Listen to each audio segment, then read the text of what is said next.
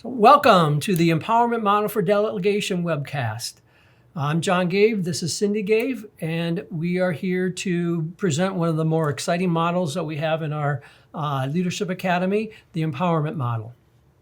Yeah, so for those of you who've not been with us before, a little housekeeping. There are 3 things we need to know. 1, it's going to be about 30 to 40 minutes long. Much depends on the amount of questions we get, and that'll be manned by our team who will be, putting those into us. The second part of that is those questions that you do have, please put them in the chat, and then we'll get to them just as quickly as possible. Don't just save them up for the end. Put them in there when they occur to you.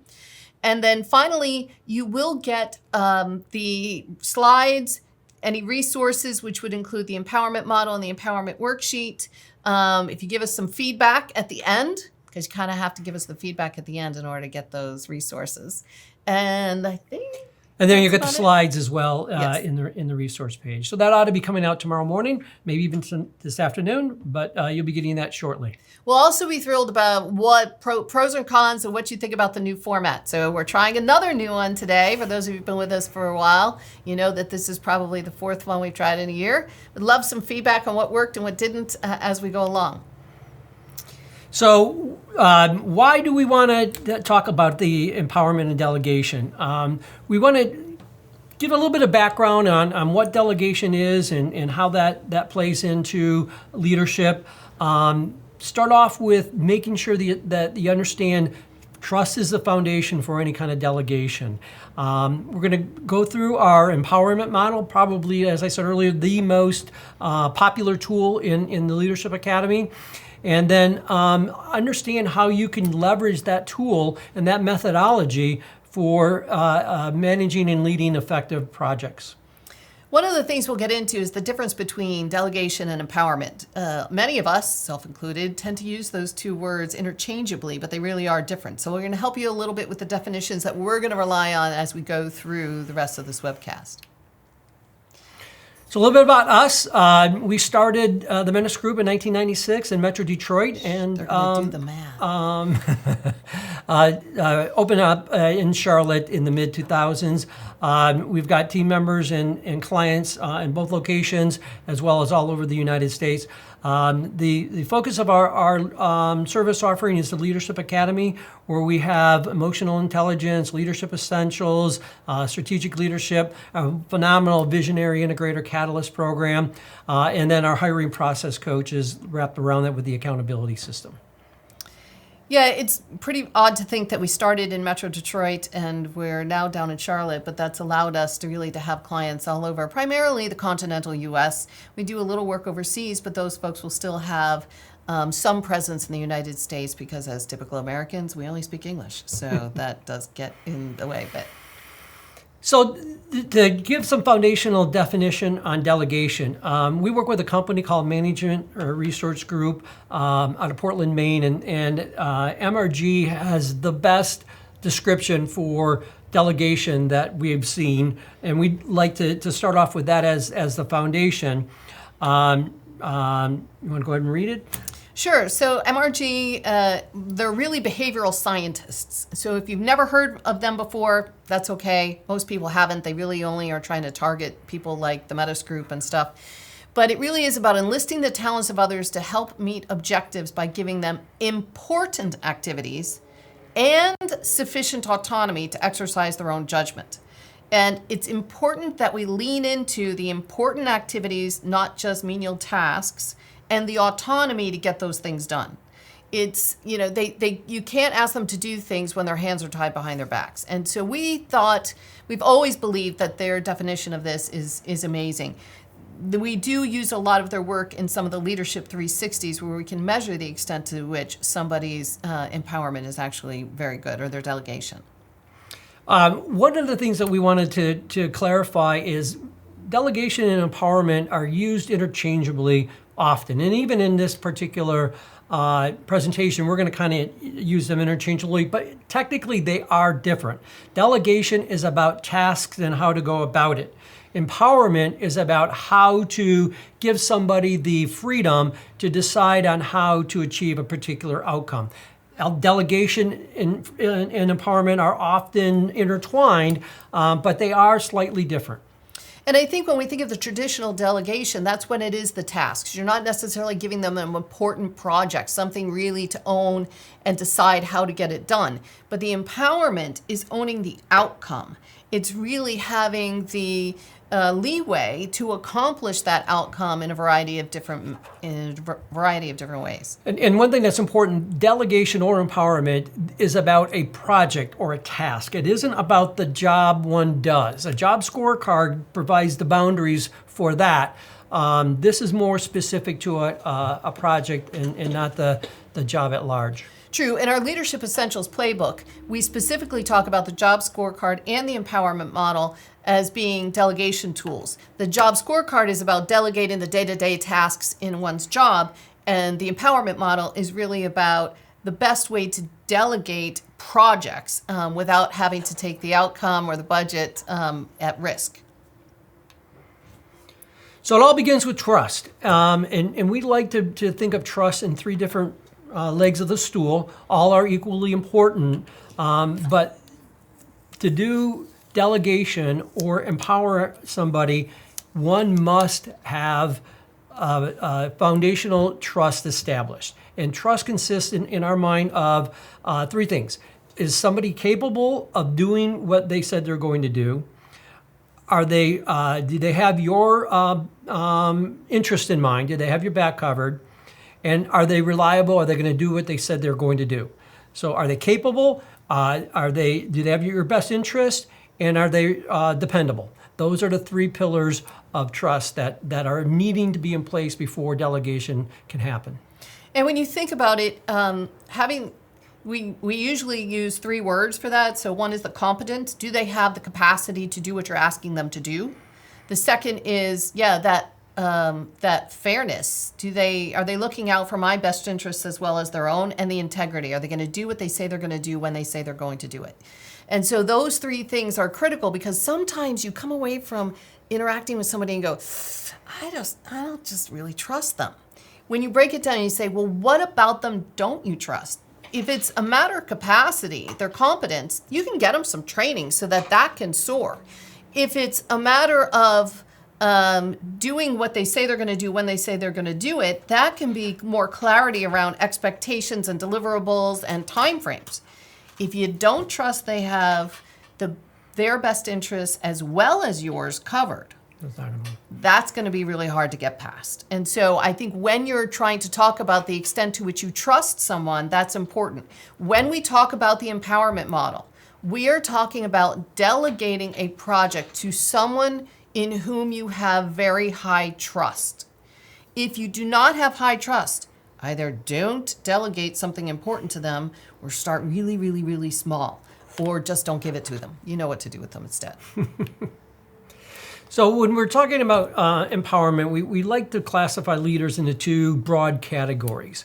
Controllers are the types of leaders who want to manipulate the situation and aren't necessarily comfortable delegating and letting go. They tend to lead by external controls. They see people sort of interchangeably, not personally. They're focused on the outcome, not necessarily how it's achieved, and it rarely works over the long run. You think about some of the popular or some of the leaders in history who have crashed and burned. Most of them were controllers. Yeah, and one of the things to think about with these controllers is when they use external controls exclusively, external controls by themselves aren't bad, and by external controls we mean carrots or sticks. If you're constantly threatening someone if they don't do the project well, it's obviously going to cost you a lot of money in the long run, right? Because people are going to leave. Or if you're constantly bribing them, hey, if you do this well, there might be a promotion in it for you or a bonus. That gets expensive because the carrot better keep getting bigger, right? The ends justifies the means is really a bigger issue. But when we have people who are focused on short-term results for long-term costs, they're giving up the long-term vision, and it's going to cost them more in the long run to begin with. And they have to control every step. And, we think about people like Hitler or Nixon, and we think about extremes. But you know these people in today's workforce, if you hear these leaders say, I can't take a vacation. If I go on vacation, everything's going to fall apart. Well, that's a sign of a controller. If they have not really empowered people to get the rest of the work done with or without their physical presence, that's a sign of a controller. But we like to think about the other types of leaders that we call the empowerers. These are the leaders who see their team as individuals. They understand what motivates one team member versus another. They tie the performance to motivation and the internal drive and interest of their team members. And they're focused on the success of the team, not necessarily the outcome. The outcome will come, but they're not motivated by the short-term gains. And when you think about it this way, when you talk about raising the level of performance or motivation or even morality of the team, I know that sounds kind of crazy, but think back. We can all think about even an elementary school teacher we might have had who said, you're better than that. Don't lower yourself to their level. I know you can do better. That's that type of person who sees your potential more than you even see it. And they're great at judging success by by what they can help you accomplish, not by their own press clippings. These are the people, when you go into their office and you go, you know that thing you said you thought I could do and I wasn't so sure, well, I did it. And they're like, yes, I knew you could do it. And they're all fired up for you. Today on resumes, we're actually seeing at the top of resumes, the really good leaders aren't talking about how many square footage of capacity they had or what size budgets they were dealing with. They talk about the accomplishments of the people they led and mentored. How many of them went on to be high-level executives, C-suite people in their own right, business owners in their own right. And they talk about that as proof of their incredible leadership. And those are the people we talk about as empowers.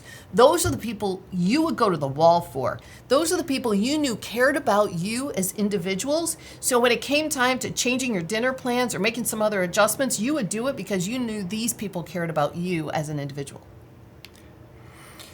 So before you can begin to delegate, you have to have trust in place, but there are certain fundamentals that are important when you are delegating a project or a task.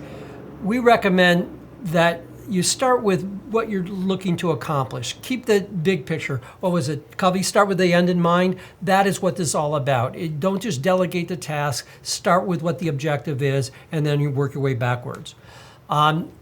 Delegation should be somewhat fun, or there should be a level of excitement about it. It shouldn't be construed as this menial task. So that needs to be taken into consideration. What's also important is understanding the behavioral styles of the leader themselves and those of the direct reports. How best is the communication need to take place coming from the leader to the direct report? All types of delegation has some feedback associated with it. That needs to be tied to the behavioral style for the delegation to be effective. And we'll dig into this a little bit deeper, but all delegation has to have borders and boundaries. And borders and boundaries can be various different things. We're going to show you within the model what the borders and boundaries are all about, but these are the fundamentals that should be in place when you delegate. When John and I first met each other, we were working for another organization in a previous life. And on top of our regular jobs, which were more than 40 hours a week at the time, we were among 7 people who were delegated to expand the company in a 9-month period into a functional extension in Mexico City from Troy, Michigan. And I remember the first time we all came into this room, and there were 7 of us, and we looked around the room, and I thought, oh my God, are we the best they got? This is a publicly traded company that comes down to those 7. Well, eventually we realized they handpicked us, not only because of what we could accomplish as individuals and what we were going to be asked to do, but they knew in advance how we were all going to work together. We had one major speed bump in the group, and eventually we realized she couldn't hold us back, and we just figured out a way to get her work done on top of our own. And when you assemble the right people, when you have the right trust level, when you're thinking about what strengths they bring to the team, everything else becomes easier when you start setting out what the goals are. So we talk about borders and boundaries and why they're important, and it's interesting how they came to be. There was a study that was done in the UK many years ago, and what they were trying to do is understand the types of fencing that worked best in a playground. And they weren't quite sure whether it should be a cyclone fence or a slotted fence or what it should be. So they started experimenting with the different types of fences along this playground. And one of the things they realized, it didn't matter the type of fence, but they did not expect the children to, once the fences were in place, to expand their play to cover the whole playground. They realized that it wasn't so much the type of fence that created the freedom, but that the fence existed, that this border and boundary allowed the children to express themselves in ways they wouldn't have before. Before the fences, they played very close to the building. Once the fences were in place, they used the whole playground. And it was the confidence that those fences created that encouraged the children to utilize the whole playground. Very similar to delegation. Identify what the fences are and let the direct reports use the whole playground. Psychologically, it really comes down to the fact that all of us want to please. When we're at work, little kids with teachers and parents want to please. They also didn't know how far out was safe, so they played it really close to the building. Employees want to please. Who wants to go home feeling like you were a failure? You want to feel like you're making a significant contribution, that your boss is excited to be working with you, they're proud of your accomplishments, right? So you're going to play it safe if you don't understand how far out is going to trip things up and disappoint somebody. So even your very, very best employees will play it safer without having borders and boundaries or those fences. But you can get more out of them because who doesn't want your kids using the whole playground when they're actually trying to accomplish their goals? So the empowerment model takes this playground fence concept and determines what the common borders and boundaries are in a given delegated or project. In the empowerment model uses these different components to help identify what the boundaries and build the fence for the project. So the very first boundary is determining what the expectations are. We talked about it before, beginning with the end in mind. What does success look like? How are we going to track it? Begin with the expectations. It can even be like, when this project's done, we'll be able to do X. We'll be able to access this. Whatever it is, it won't look like that. You can include that kind of stuff too. But give an idea of what the project is set to accomplish, what the functionality will be. How will we know if it worked as well as we wanted it to? The second part of the boundary map is determining what the restrictions are. What are the non-negotiables? If there's a budget involved, what is the budget? What is the level of decision making? How much authority is being entrusted into the delegee? These restrictions allow them to understand where they need to touch base and when they don't. So the non-negotiables sound pretty easy, but they're not necessarily. But those are those sacred cows you do not want slaughtered.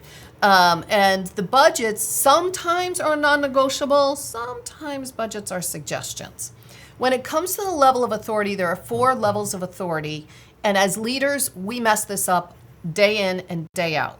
The first level is just, go do it, come back, I'll tell you what to do next. The second one is, go check this out, come back, together we'll decide next steps, which we call the consulting phase. The third one is, keep me posted, like I don't want to be blindsided. So check it out, make sure it's done, and just I don't want to be blindsided. The fourth I'd call just do it, like make it go away, right? Just get it out. I don't even need to know, just make sure it's gone.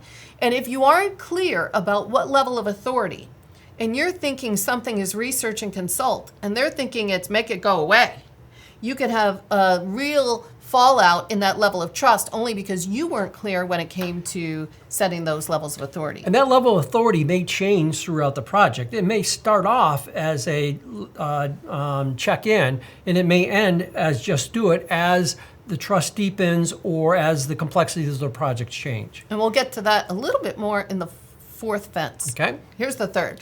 Resources. So in any project, we need to understand what we're working with. What people do we have access to? The data that's involved, additional training that might be needed for the task, the process that need to be developed, any kind of skill set. Oftentimes, this comes into play when you're building a team to work on the project and how you're going to structure the people and the resources and the skill set of the team. The other thing is, and everybody who typically is watching this is thinking, I'm pretty good at delegating, I got this, until you go through every one of these steps. And I mean, I want you checking off each box. So I think about this one time, there was the head of an IT department who asked one of his programmers that was interacting with some of the end users, and they were putting in a brand new email system. And he said, so I'd like you, now that you got the email system up and running, I'd like you to conduct a lunch and learn, have 2 or 3 next week where everybody from the company can come in. We're going to provide pizza and soda, and you can explain to people how this is going to be different than the email system they're used to. Well, if you know anything about computer geeks, this guy got about nauseous, and he lost all the color in his face. And the leader of the IT department said, hold on, relax. I want you to be wildly successful. I don't want to set you up for failure. We're going to go through this together. So he went through the empowerment model. And when it came to these resources, he stopped and he said, hey, you can deal with Susie and Joey to help you with this. One of the non-negotiables is you can't outsource it, but you can deal with Susie and Joey and, look at the training department and see if they have some software that they like when you're putting new slides together. And so he kept going through the empowerment model, and finally his direct report said, wait, really? I can use other people to help me with this project? It never occurred to him he could access other people if his boss didn't go through each of these one at a time. And then the final part, every project needs to be on time, on budget. This is the time frame aspect of it. When is it supposed to be done? What are the milestones? How much time can be allocated to the project? When's it expected to be completed by? The time frames are, what's important about the time frames are the mini or the mini milestones, the check-in points, not just the end point. That's what's crucial about being able to feel comfortable that the project is being delegated properly, is if the milestone check-ins are made. So I think we're all probably pretty good at setting the expected completion date. I find that most people who use milestones use them incorrectly. You'll have a project and you'll set all the milestones out from beginning to end. Well, what happens when they miss the third milestone? The whole thing shifts and you're just extending the deadline. So that doesn't work out very well. You may lay out what the whole plan is and generally how you expect the milestones to work, but you're only going to lay out the next 2 or 3. And here's the magic. You should hear bells and whistles and sirens going off. The magic is tying the level of authority to the milestone. Do not tie the level of authority to the overall project. If you do that, then you are not giving them the autonomy to do it. You're tying the level of authority to the milestone. So let's say in that expansion into Mexico, the first milestone was identifying what equipment we were going to have to buy and fresh in Mexico, and what we were going to be allowed to bring across the border. By what date were we going to do that? What was going to get in our way? And so we were going to have that conversation in 2 weeks with our sponsor, internal sponsor. And if we were early with it and say, Steve, you know what, we can meet with you early if you want because we got a plan in place, he may give us a little more leash on the level of authority for the next milestone. If we get an hour before we're supposed to meet with him and I say, I know we were supposed to get you that today, but you know what, it's going to take us another week. Oh, you got to know, we're shortening up that milestone or pulling in that leash on that level of authority to make sure at the end our project is done on time and on budget. It also allows you, as the sponsor of the whole project, to make sure that you're coaching everybody along the way at the milestones, but you're allowing them to figure out what they're doing, how they're going about it. You can ask questions. Did you happen to ask this? Did you look into this piece? Hey, what would happen if we did this? And you can ask lots of questions in these milestone meetings, but you're not telling them how to do it. The other reason the time hours dedicated is critical. Let's say on top of our regular jobs, John and I were expected each of the 7 of us to put in an extra 15 hours a week. If all of a sudden it creeped into 2025, we need to let somebody know, because they were going to have to adjust the rest of our priorities because we were already working 50 or 60.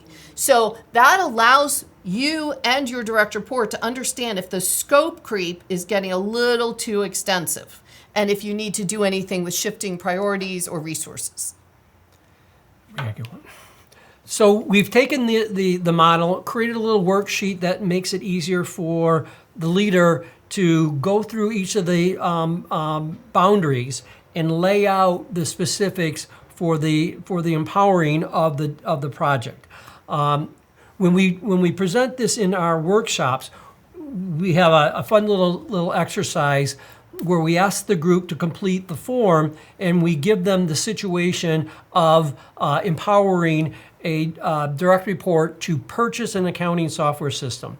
And we are floored almost every single time when a group puts this together, they fail to take into account the full empowerment that is asked of them in the exercise. In 12 years, I've only had 2 groups do it correctly, because they tend to say everything is research and consult.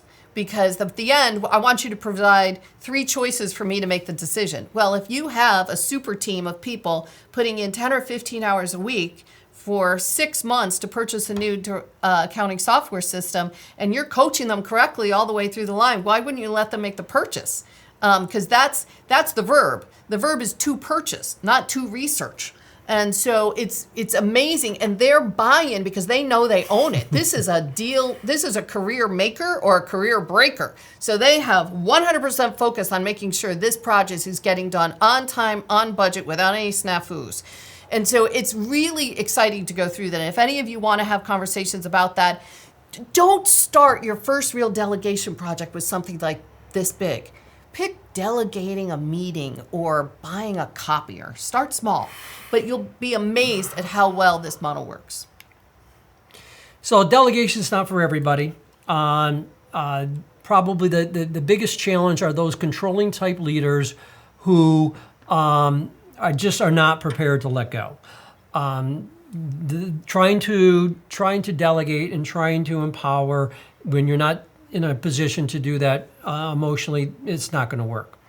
Also, we talked about trust. If the trust isn't there, there's the empowerment is going to fail. You got to have all 3 components of the trust to be in place, or it'll fail. And with a new employee, you want to start with small projects so they can earn that trust more quickly when they know how to handle it in the empowerment model. Now, and there are some situations where controlling is the only way for a leader to get through it. In an emergency room situation, they're not necessarily going to be delegating to the intern. Researching and consulting. Right. There are certain times where the leader needs to take control and get things done and work on empowerment in some other situation. And then if you have direct reports who aren't willing to take the accountability for the delegated tasks, it isn't going to work. If you got the children who aren't willing to play all throughout the playground and still want to play it close to the building, they're not somebody you're going to want to delegate. And not everybody is a project owner. They're not. And that's okay, because the project owners still need some helpers. Right. So real quickly, HLZAE, Howard Zimmerman Architects and Engineers in Manhattan, are one of our favorite clients. What you see there is a picture that came on the Today Show. They were the women on high wires. Everybody who works there has to be not afraid of heights because they are dropped from the tops of the buildings in Manhattan in order to look at the windows and reconstruct some of the ornate work that's on the outside. They started using, they went through all of the Leadership Essentials playbook. And they started using the empowerment model on internal projects. They now are, many of their leaders are running their external architectural projects using the empowerment model. And so by using this appropriately, they're being able to deliver better for their client, which is really exciting. Yeah, it's kind of neat to see an organization who's taken that worksheet, taken that model, and rolled it out for all their projects. What I really thought was one of the individuals who I thought was always kind of a controlling leader, and I thought she's never going to go for this. And she was the biggest champion, and she was the one who started using it most. And when her architects were using it with her, and they got split up into other projects, they were trying to convince those leaders to use it as well because it gave them the confidence and the structure they needed to go off and get stuff done. So the next steps, if you want to scan the QR code, that'll take you to a page where you can download the empowerment worksheet with the empowerment model. It'll also give you a little tips sheet on how to fill out the worksheet and how to follow the model. This is what Zimmerman was using for all of their projects. This is what we teach in all of our workshops. This is magic if you're working with a project. It's also really cool because we'll find that people who are uncomfortable delegating isn't because they're unwilling to delegate, they just don't know how. And so by using this, typically too, you won't fill the sheet out on your own. You'll call your direct report in and say, okay, I'm delegating you this project and I want you to be wildly successful. So in order to do that, I need to give you a whole bunch of information. Here's the deal and the agreement we're going to make. My goal is to give you all this information that's on this worksheet. If I don't, you now have an obligation to ask for it.